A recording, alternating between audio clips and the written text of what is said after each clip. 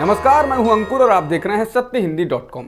आइए एक नजर डालते हैं अब तक की सुर्खियों पर। कर्नाटक में हिजाब विवाद के मामले में हाईकोर्ट ने मंगलवार को अपना फैसला सुना दिया है। हाईकोर्ट ने कहा है कि शिक्षण संस्थानों में हिजाब पर बैन जारी रहेगा और यह जरूरी धार्मिक प्रथा नहीं है। साथ ही कहा कि स्कूल यूनिफॉर्म का आदेश केवल एक उचित प्रतिबंध है जो कि संवैधानिक रूप से स्वीकार्य है, जिस पर छात्र आपत्ति नहीं कर सकते हैं। अदालत ने इस मामले में दायर सभी याचिकाओं को खारिज कर दिया। कर्नाटक हाईकोर्ट ने पिछले महीने हिजाब, भगवा, स्कार्फ या किसी अन्य तरह के धार्मिक कपड़ों पर अस्थायी रूप से रोक लगा दी थी। हाईकोर्ट ने अपने आदेश में कहा कि हिजाब के मामले में जिस तरह विवाद बढ़ा, उससे ऐसा लगा कि कुछ छिपे हुए हाथ इस मामले में सामाजिक अशांति फैलाने का काम कर रहे थे। अदालत ने कहा कि हम इस बात से भी निराश हैं कि किस तरह एक अकादमिक सत्र के बीच में हिजाब के मुद्दे को पैदा किया गया और इसे इतना बड़ा बना दिया गया। बता देंगे, फैसला उन छात्राओं के लिए बहुत बड़ा झटका है जिन्होंने हिजाब पर बैन को अदालत में चुनौती दी थी। याचिकाकर्ताओं की ओर से अदालत में पेश हुए एडवोकेट केवी धनंजय ने कहा कि वे इस मामले में सुप्रीम कोर्ट का दरवाजा खटखटाएंगे। कर्नाटक में हिजाब पर बैन को लेकर हाईकोर्ट का फैसला आने के बाद इसका स्वागत और विरोध दोनों हुआ है। केंद्रीय मंत्री और कर्नाटक से ही आने वाले प्रहलाद जोशी ने कहा कि वो अदालत के फैसले का स्वागत करते हैं। उन्होंने लोगों से अपील की है कि सभी लोगों को अदालत के फैसले को स्वीकार करना चाहिए और छात्रों का मुख्य काम पढ़ाई करना है, इसलिए बाकी चीज़ों को किनारे रखकर एकजुट रहकर पढ़ाई करनी चाहिए। कर्नाटक के मुख्यमंत्री बसवराज बोम्मई ने कहा कि शांति और अमन का माहौल बना रहना चाहिए और सभी को अदालत के इस फैसले को स्वीकार करना चाहिए। उन्होंने कहा, यह हमारे बच्चों के भविष्य का सवाल है और शिक्षा से ज़्यादा जरूरी कुछ भी नहीं है। वहीं कर्नाटक के अटॉर्नी जनरल ने कहा है, ये फैसला अनुच्छेद 25 की व्याख्या में एक मिसाल बनेगा। हिजाब मामले में कर्नाटक हाईकोर्ट के फैसले के बाद जम्मू कश्मीर की पूर्व मुख्यमंत्री महबूबा मुफ्ती ने कहा कि हिजाब का मामला धर्म से जुड़ा नहीं है, बल्कि किसी के चुनाव की आज़ादी के बारे में है। वहीं उमर अब्दुल्ला ने कहा कि कर्नाटक हाईकोर्ट के फैसले से बेहद निराश हूं। आप हिजाब के बारे में चाहे जो भी सोच सकते हैं, लेकिन ये कपड़े पहनने की एक चीज़ को लेकर नहीं है, ये एक महिला के अधिकार के बारे में है कि वो कैसे कपड़े पहनना चाहती है। उन्होंने कहा कि अदालत ने इस मूल अधिकार को बरकरार नहीं रखा है, ये एक मजाक है। एआईएमआईएम के मुखिया और हैदराबाद से सांसद असदुद्दीन ओवैसी ने कर्नाटक हाईकोर्ट के फैसले से असहमति जताई। उन्होंने कहा, ये उनका हक है कि वो इस फैसले से असहमति जता सकते हैं। उन्होंने कहा है, न केवल all India Muslim personal law board बल्कि दूसरे धार्मिक समूहों के संगठन भी इस फैसले के खिलाफ सुप्रीम कोर्ट में अपील करेंगे। उन्होंने कहा कि मुझे उम्मीद है कि इस फैसले का इस्तेमाल हिजाब पहनने वाली महिलाओं के उत्पीड़न को सही ठहराने के लिए नहीं किया जाएगा। ओवैसी ने कहा कि जब बैंकों, अस्पतालों, सार्वजनिक परिवहन आदि में हिजाब पहनने वाली महिलाओं के साथ ऐसा होना शुरू हो जाएगा, तब कोई केवल आशा कर सकता है और आखिर में निराश हो सकता है। कर्नाटक हाईकोर्ट के फैसले पर ट्वीट कर ओवैसी ने कहा कि इसने धर्म, संस्कृति और अभिव्यक्ति की स्वतंत्रता के मौलिक अधिकारों को निलंबित कर दिया है। ओवैसी ने एक के बाद एक ट्वीट कर कहा कि संविधान की प्रस्तावना में कहा गया है कि व्यक्ति को विचार, अभिव्यक्ति, विश्वास, आस्था और पूजा की स्वतंत्रता है और अगर ये मेरा विश्वास है, मेरी आस्था है कि मेरे सिर को ढकना जरूरी है, तो मुझे इसे व्यक्त करने का अधिकार है जैसा मैं उचित समझता हूँ। एक धर्मनिष्ठ मुसलमान के लिए हिजाब भी एक इबादत है। इसके साथ ही ओवैसी ने कहा, यह धार्मिक रिवाजों की समीक्षा करने का समय है।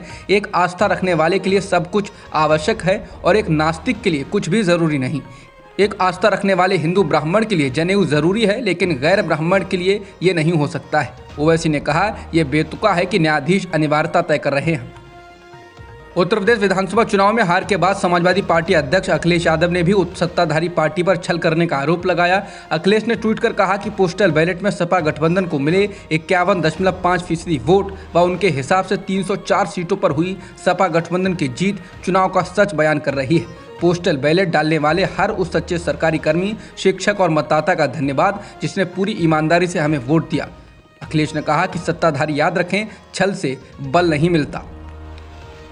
सुहेलदेव भारतीय समाज पार्टी के प्रमुख ओम प्रकाश राजभर ने अब कहा है कि बीजेपी और बीएसपी ने कई सीटों पर दोनों ने आपसी सहमति से उम्मीदवार खड़े किए थे।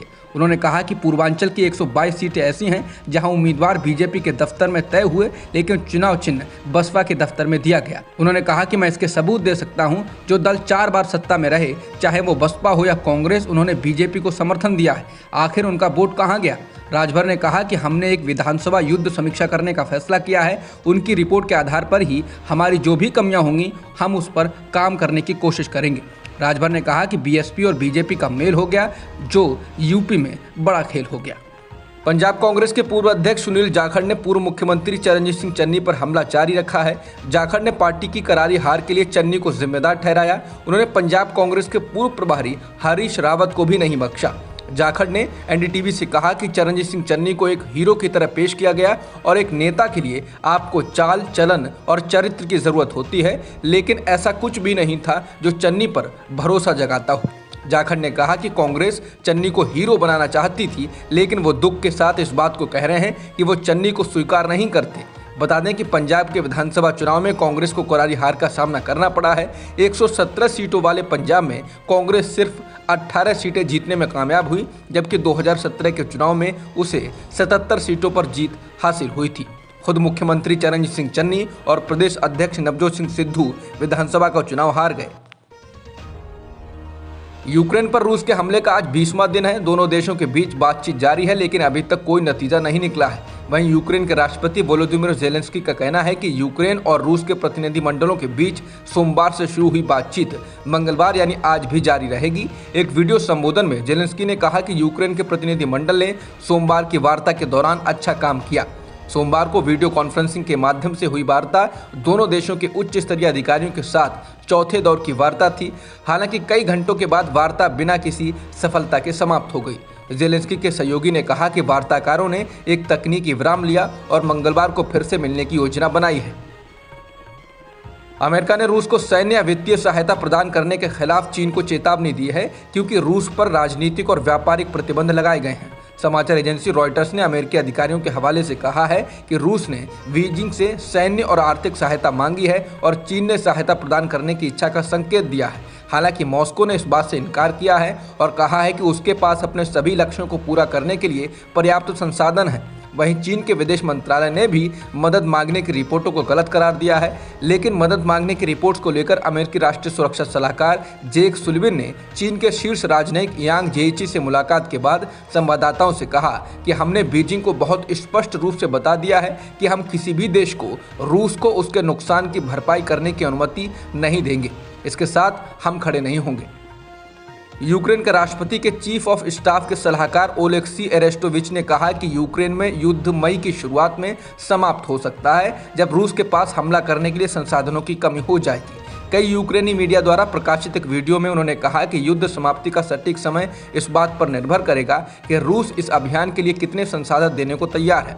उन्होंने कहा कि मुझे लगता है कि मई की शुरुआत में हमें एक शांति समझौता करना चाहिए, शायद उससे बहुत पहले, हम देखेंगे। उन्होंने कहा कि मैं सबसे पास की संभावित तारीखों के बारे में बात कर रहा हूं। अब तक की खबरों में इतना ही। बाकी खबरों के लिए बने रहिए सत्यहिंदी.com के साथ।